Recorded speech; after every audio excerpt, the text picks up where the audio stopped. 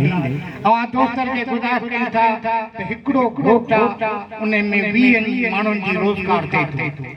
हिकिड़ो घोट 20 माण्हुनि जी मशकराब, मंगणार, सुगड़, बोरजी, डेकोरेशन वारा, इको वारा, मूवी वारा, हिकिड़ो घोट 50 माण्हुनि जी उनजी रोज़ी ठहे थी।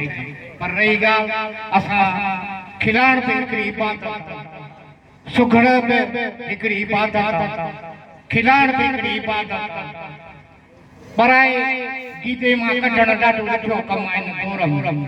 प्यारा दोस्तो, अंग्रेज़नि जो जेॾी महिल कजो थींदो आहे त अंग्रेज़ कीअं रोअंदा